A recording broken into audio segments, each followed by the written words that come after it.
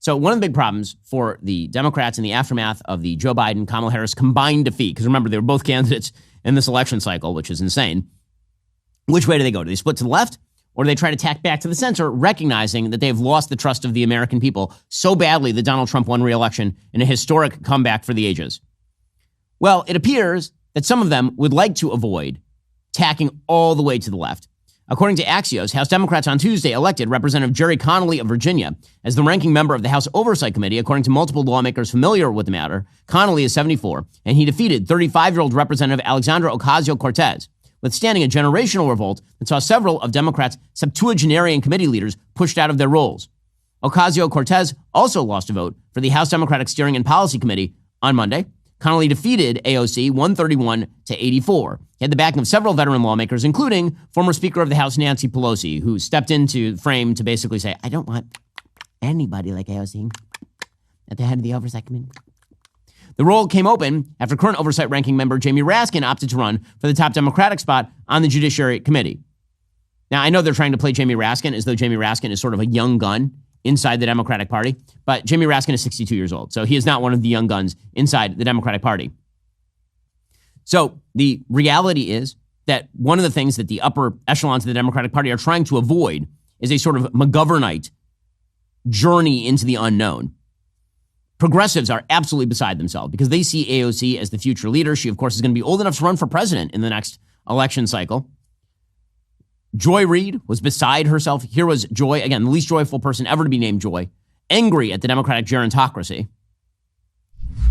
What is about this gerontocracy seems like it's intractable. And I recall that when President Obama was elected, he kind of pushed aside the DNC and created his own organization because I think there's a frustration with the sort of creaky way the DNC operates. Jamie, God bless him, couldn't really change it. But it is run by donors and consultants and people who are locked into the old ways of doing things. They want to advertise on TV. And look, I'm for TV. Okay, I love TV.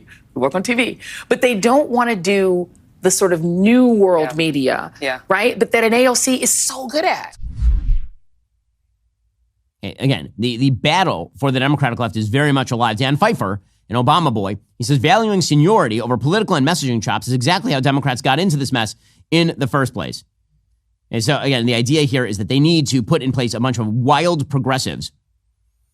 So that would include Chris Hayes, Rachel Maddow's male doppelganger, who's ripping older Democrats for being unwilling to step aside. It feels like a moment of genuine madness.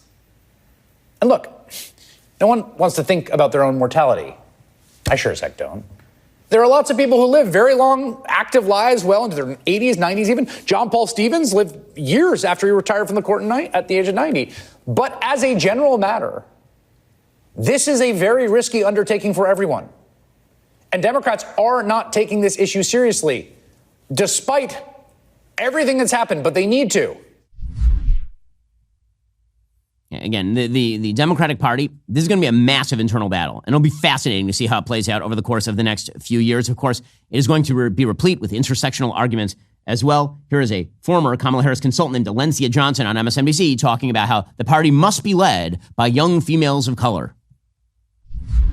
You know, it's also disappointing that the DNC, like the people that are running to lead the DNC, are all white men. And the thing is, I think about what the voter who was ride or die for Kamala Harris looked like. It looked like the people at this table. Like it looked like AOC. Latinas voted with her. It was Latino men. But so the reality is you're not bringing to the table the people who showed you how to win because they voted for her. They were willing to ride with her. You're chasing Republican voters who, no matter what Trump does, are going to vote for Trump. Exactly. It doesn't matter what he does. Listen, the party should be led, to your point, by young women of color. Right, because young women of color are the reasons that Democrats do actually have some of these wins. And we know how to communicate in ways that reach that more moderate voter, but also that progressive voter, because we talk about the issues that people care about, the kitchen table issues that Democrats like to talk about. But we're able to talk about those issues in an intersectional way that reaches more people.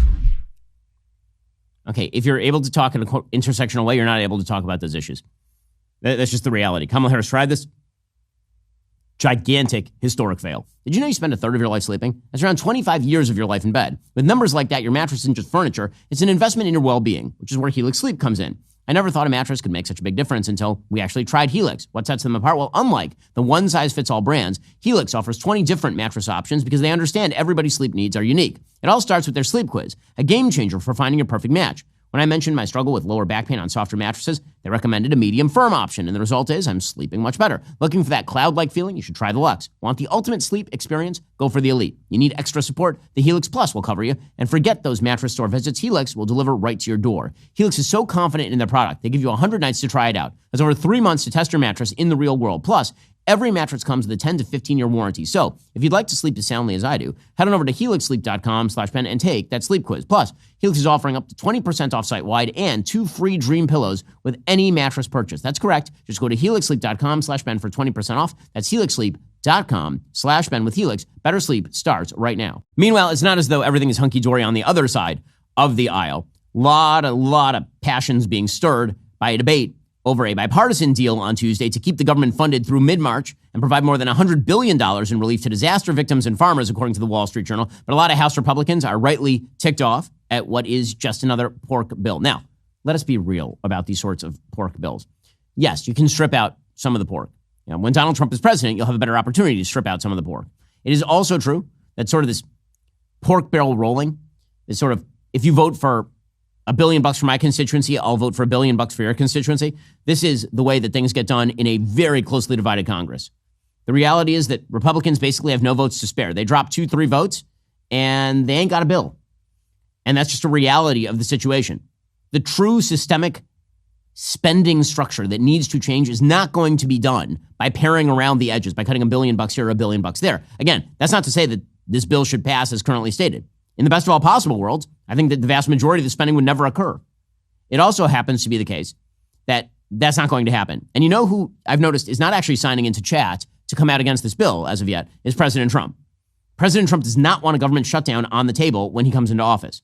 He would prefer the government be at least funded through March, and then he can do his own deals with Republicans and try to use the power of his bully pulpit to get wavering Republicans to sign on to bills. According to the Wall Street Journal, the legislation was released just days ahead of Friday's deadline to avoid a partial government shutdown, while keeping federal operations running for several months. The bipartisan proposal also includes a slew of other measures, ranging from funding the rebuilding of Baltimore's collapsed Francis Scott Key Bridge to expanding the sale of ethanol to limiting some investments in China. The proposal would extend current government funding until March 14th, punting until the next Congress decisions on how much money to allocate to each federal agency for the remainder of the fiscal year. Now, again, there's a ton of pork in this thing. It is a almost 1,600-page package that no one is going to read, except for Vivek Ramaswamy, who says he's actually going to read the thing, go through it for pork, which is fantastic. It's why he exists over at Doge. Speaker Johnson has aimed to give members roughly 72 hours to review bills. He said that'd be unlikely this time.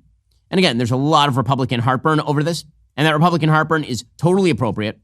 It is also worthwhile noticing, as I say, the systemic drivers of America's massive debt are not allocations to the Francis Scott Key Bridge, which, again, I don't even think should be federally funded.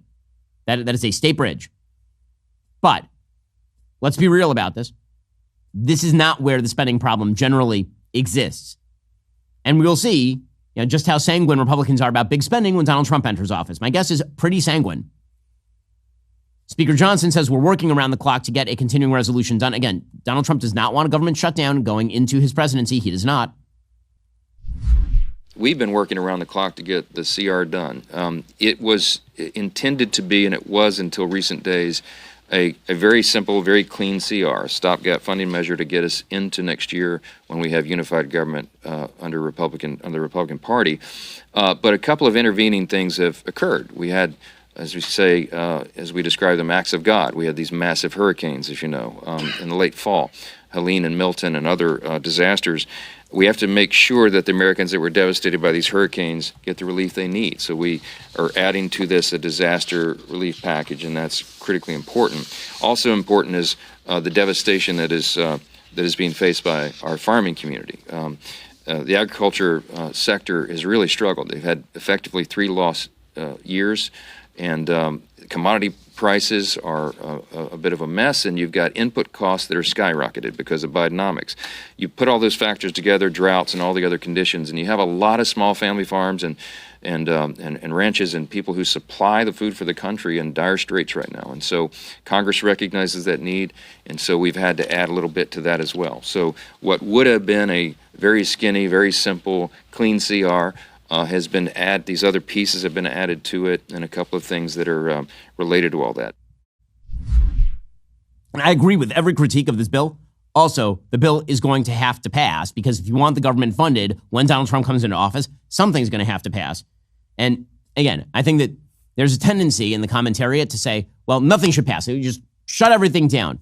The reality is that's not going to happen. The question is, what is the strategy here? If the strategy is longer term cuts that actually mean something, you need to get to the Trump era in one piece. We're not quite there.